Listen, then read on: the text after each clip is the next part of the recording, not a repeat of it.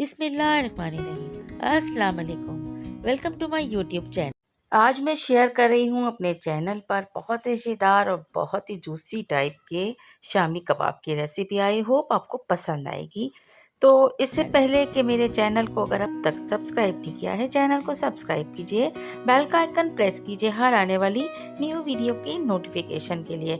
हम ये शामी कबाब बना रहे हैं तो इसे स्टोर भी किया जा सकता है। चलिए आइए जी, अब हम इसे स्टार्ट करते हैं। रेशेदार शामी कबाब बनाने के लिए हमने 600 ग्राम के करीब लिया है बीफ का गोश्त। तो हम ये गोश्त जो है पार्चों की सूरत में कट कर लेंगे, या बूचर से कहेंगे कि वो हमें इस तरह से इसको लंबाई में कट कर दें कि रेशा ना टूटे। इसके बाद हमने यहाँ पर मिलाई है 120 ग्राम चने की दाल, जिसे हमने तकरीबन 35 मिनट्स पानी में सोख करके रखा था। जैसी सॉफ्ट हुई तब हमें इसे गोश्त के साथ ऐड कर दिया। बहुत इसी तरीके के साथ ये शामी कबाब रेशेदार बन के तैयार होते हैं। 2 इंच के टुकड़े हमने यहाँ पर ऐड किए हैं अदरक के। इसको 2 हिस्सों में हमने डिवाइड कर लिया है। इसके साथ इसमें जाएगा सफ़ेद ज़ीरा, 1 टीस्पून के लगभग इसमें हम ऐड करेंगे सफ़ेद ज़ीरा। और जो भी चीज़ें हम इसमें डाल रहे हैं ये तमाम खुशबू और जायके को बढ़ाने में बहुत ज़्यादा मदद देते हैं। तो यहाँ पर हम साबित लाल मिर्च का इस्तेमाल करेंगे। तो समझ लें कि बस मैंने यहाँ पे 7 से 8 साबित लाल मिर्च ऐड किए हैं। आपको ज़्यादा मिर्च पसंद है तो आप इसमें ज़्यादा भी ऐड कर सकते हैं। इसके अलावा 2 से 3 टुकड़े हमने दालचीनी के ऐड किए हैं। दालचीनी के टुकड़ों को स्किप नहीं कीजिएगा, इससे कबाब में बहुत अच्छी खुशबू आती है। इसके अलावा 2 हमने बड़ी इलायचियाँ ऐड की हैं इसमें।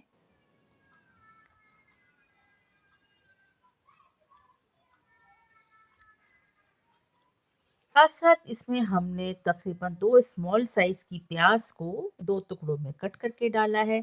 और पूरा हमने एक लहसुन का बंच लिया और उसे हमने इसमें ऐड कर लिया है। छील के ऐड करें या आप इसको होल ही ऐड कर दें, कोई फ़र्क नहीं पड़ता। पानी हम यहाँ पर तकरीबन 2 कप के लगभग ऐड करेंगे। हम इसे प्रेशर कुकर में तैयार कर रहे हैं तो पानी की मिकदार हम इसे कम ही रखेंगे। बीच में हम इसमें इसको चेक करके ज़रूर देखेंगे कि आया ये चीज़ें जो हैं तैयार हो गई हैं या इसे और कुकिंग की ज़रूरत है। यहाँ पर 1.5 टेबल स्पून के लगभग हमने सॉल्ट ऐड किया है, क्योंकि कुकर के लिड को लगाने के बाद इस पे वेट रखने के बाद हमने तकरीबन 5 से 7 मिनट के बाद चेक किया। तो अब हम देख लेते हैं कि गोश्त कितना इसमें गल गया है, क्योंकि चने की दाल तो नज़र आ रही है कि काफ़ी हद तक सॉफ्ट हो गई है। तो इसलिए हमने चूल्हे को थोड़ा-सा तेज़ करके और इन दोनों चीज़ों को पानी खुश्क होने तक कुक कर लिया। इसके बाद हम इसे पीस लेंगे। आप इसे चाहे सिल पे पीसें या चॉपर में पीसें। सिल पे पीसते हैं तो वेल एंड गुड। इसके बाद हम इसमें कुछ हरे मसाले ऐड करेंगे, जिसमें हमने 3 से 4 अदद हरी मिर्च, हाफ पंच हरे धनिया का बारीक कट किया और एक दरमियाने साइज़ की प्याज को, अंडे वाली जो प्याज हम कट करते हैं वो हमने इसमें ऐड कर ली। अच्छा, अब हम यहाँ पर इसको बहुत अच्छी तरीके से मिक्स करेंगे ताकि कबाबों के अंदर हरी मिर्च, हरा धनिया और प्याज इक्वल डिस्ट्रीब्यूट हो जाए। और इसके लिए आप थोड़ा-सा बर्तन बड़ा ले लीजिएगा ताकि बहुत अच्छी सी मिक्सिंग हो जाए। इसके बाद आपको जितना भी साइज़ कबाबों का चाहिए, अच्छी तरह हथेलियों से प्रेस करते हुए आप ये कबाब तैयार कर लें। अच्छा, खूब अच्छी तरह से मिक्सिंग करने के बाद अब हम कबाब की टिक्कियाँ बना लेंगे। और टिक्कियाँ बनाकर आप किसी एयर टाइट बैग के अंदर या किसी एयर टाइट जार के अंदर इसको रखने के बाद इसे फ्रीज़ कर लें, और जब मूड हो निकालें, फ्राई करें और गरमा-गरम सर्व कीजिए। तो ये तो तमाम कबाब बन गए। अब मैं यहाँ पर थोड़े से कबाब आपके सामने फ्राई करके दिखाती हूँ कि इसका फाइनल रिज़ल्ट कैसा होता है। तो जो भी गोश्त के साथ कबाब तैयार किए जाते हैं, ऑब्वियसली उसका मज़ा बहुत ज़्यादा होता है एज़ कम्पेयर कीमे के साथ बने हुए कबाब के।